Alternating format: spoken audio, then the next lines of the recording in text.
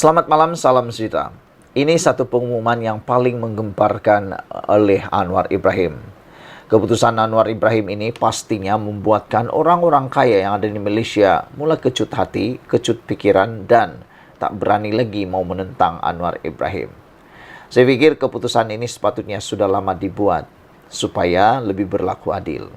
Apabila hari ini disahkan, Anwar Ibrahim kata tiada lagi subsidi elektrik untuk rumah orang kaya. Wow, tahniahlah kepada kerajaan kerana telah mula memikirkan cara untuk menjimatkan wang negara. Yalah kan, kalau orang kaya pun dapat subsidi elektrik sama dengan orang miskin, apa bezanya? Itu adalah kurang bijaksana. Datuk Seri Anwar Ibrahim berkata, isi rumah yang menggunakan elektrik pada jumlah yang amat tinggi tidak lagi akan menikmati subsidi daripada kerajaan.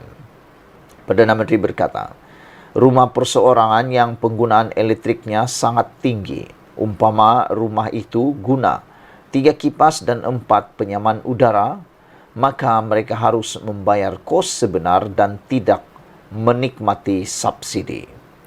Maknanya, B40 dan M40 tiada kenaikan tarif elektrik.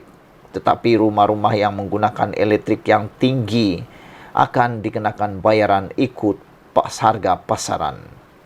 Ini kena faham, tiada kenaikan bagi 90% rakyat. Tetapi bagi rumah-rumah yang menggunakan elektrik berlebihan, termasuk penggunaan penyaman udara yang banyak, akan ada kenaikan tarif, kata Anwar lagi. Sebelum kita teruskan ulasan malam ini, jangan lupa tinggalkan komen anda. Apa pendapat anda dengan tindakan kerajaan untuk memberhentikan subsidi elektrik untuk rumah orang kaya? Adakah anda juga bersetuju seperti saya bersetuju ataupun anda mempunyai idea yang lebih baik? Karena saya pikir ini salah satu pembezaan kepada orang kaya dan orang miskin.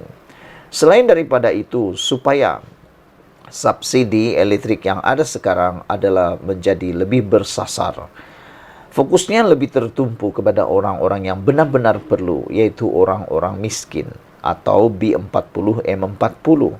Manakala orang-orang yang berkemampuan tinggi, yang kaya raya, memang sepatutnya tidak perlu pun bantuan subsidi tersebut.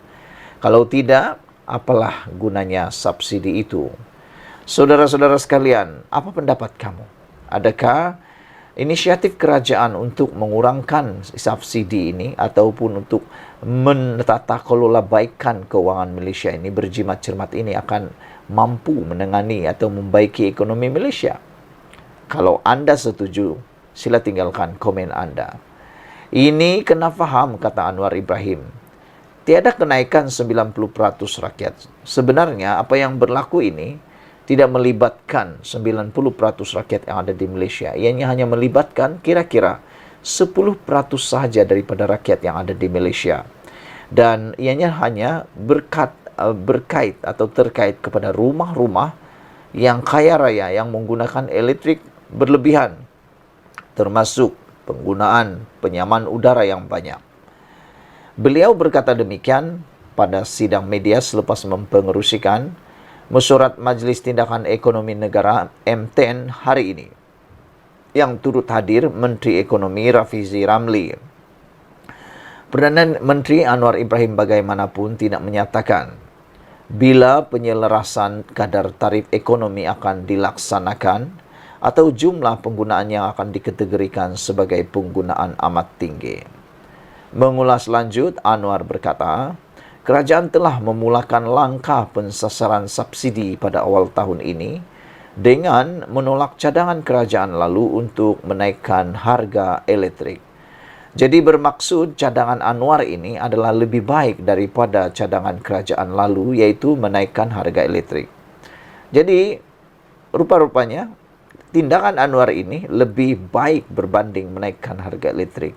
Apabila harga elektrik dinaikkan, semua orang akan terpalit sama. Walaupun kata ada subsidi, tapi kerajaan yang rugi. Kerana apabila harga elektrik naik, yang rugi itu ialah kerajaan. Bayangkan berapa banyak jumlahnya subsidi yang perlu ditutup oleh kerajaan untuk membantu rakyat miskin. Tapi dengan adanya subsidi bersasar ini, yang mana orang-orang kaya, rumah-rumah orang kaya tidak lagi diberikan subsidi ini, ianya lebih mudah pelaksananya dan lebih mudah difahami. Manakala orang-orang yang miskin tak perlu risau kerana tidak ada perubahan langsung di dalam jumlah elektrik yang mereka perlu bayar. Jadi saya berpendapat betullah seperti yang dibuat oleh Anwar ini, yaitu cadangan untuk menaikkan harga elektrik oleh kerajaan lalu perlu ditolak, dan cadangan untuk pelaksanaan penolakan ataupun pemberhentian subsidi kepada rumah-rumah orang kaya itulah yang lebih tepat.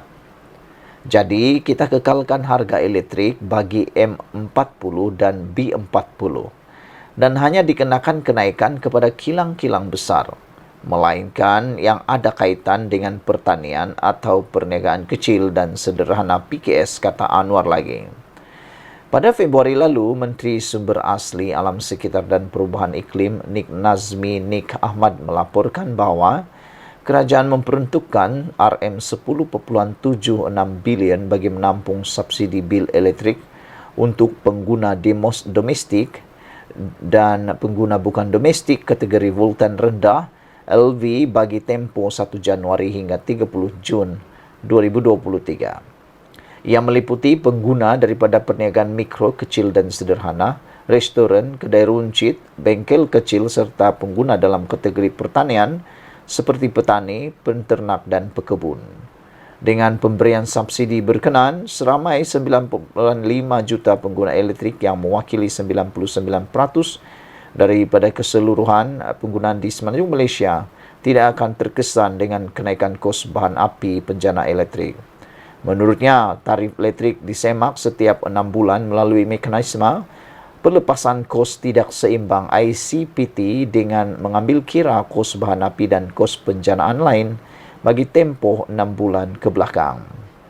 Kos ICPT bagi tempoh Julai hingga Disember 2022 adalah sebanyak RM16.16 bilion bersamaan dengan kadar secaj 27 sen per kilowatt jam yang sepatutnya dilepaskan kepada semua pengguna bagi tempoh Januari hingga Jun. Namun begitu, kerajaan telah bersetuju untuk hanya melepaskan secaj 20 sen per kilowatt jam sahaja kepada pengguna industri dan komersial bagi tempoh 1 Januari hingga 30 Jun ini. Saudara-saudara, itulah dia satu keputusan daripada Anwar Ibrahim yang terbaik. Sekian dulu untuk kali ini. Jangan lupa tinggalkan komen anda, share video ini. Malaysia kita punya, kita jaga sama-sama, cintai Malaysiaku. Bye-bye.